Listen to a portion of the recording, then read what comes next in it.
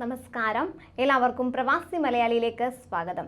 വിദേശികളുടെ പാസ്പോർട്ടിൽ താമസ വിസ പതിപ്പിക്കുന്ന പതിവ് UAE നിർത്തലാക്കിയിരുന്നു.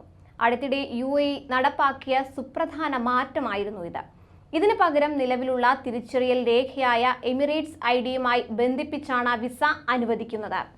താമസ വിസക്കാരായ UAE യാത്രികർ എമിറേറ്റ്സ് ID കരുതാൻ ശ്രദ്ധിക്കുക. ഇത്തരത്തിൽ പുതുതായി വിസ ലഭിച്ചവരും പഴയ വിസ പുതുക്കിയവരും ഇന്ത്യ ഉൾപ്പെടെ ഏത് വിദേശ രാജ്യത്തു നിന്നും UAEയിലേക്ക് പുറപ്പെടുന്നതിന് മുൻപ് എമിറേറ്റ്സ് ID കയ്യിൽ ഉണ്ടെന്ന് ഉറപ്പുവരുത്തേണ്ടതാണ്.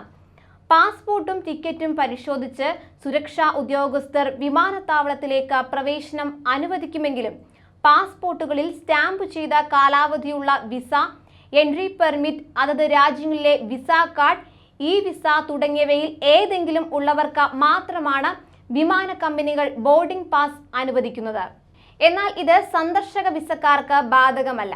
UAE ICP, UAE പാസ് എന്നിവ വഴി പുതുക്കിയ വിസയുടെ കോപ്പിയെടുത്ത് കയ്യിൽ കരുതിയാലും വിമാന കമ്പനികളും എമിഗ്രേഷൻ വിഭാഗവും എമിറേറ്റ്സ് ID ആവശ്യപ്പെടുന്നുണ്ട്. വിമാന കമ്പനികൾ എമിറേറ്റ്സ് IDയും പാസ്പോർട്ടുമായി ഒത്തുനോക്കി ബോർഡിംഗ് അനുവദിക്കുമ്പോൾ എമിഗ്രേഷൻ വിഭാഗം എമിറേറ്റ്സ് ID ഇലക്ട്രോണിക് ഡിവൈസിൽ സ്വൈപ്പ് ചെയ്ത ശേഷമാണ് നടപടികൾ പൂർത്തിയാക്കി യാത്ര അനുവദിക്കുക.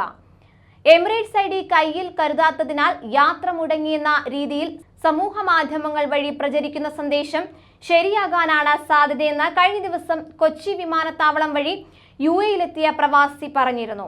UAEയിൽ താമസ വിസയിൽ എത്തുന്നവർ വൈദ്യപരിശോധനയും മറ്റ് നടപടിക്രമങ്ങളും പൂർത്തിയാക്കി 2 മുതൽ 10 വർഷത്തേക്കുള്ള പാസ്പോർട്ടിൽ വിസ പതിപ്പിക്കുന്നതായിരുന്നു നേരത്തെയുള്ള രീതി. ഇതിലാണ് ഇപ്പോൾ മാറ്റം വന്നിരിക്കുന്നത്. കൂടുതൽ പ്രവാസി വാർത്തകൾക്കായി ഈ ചാനൽ സബ്സ്ക്രൈബ് ചെയ്യുക.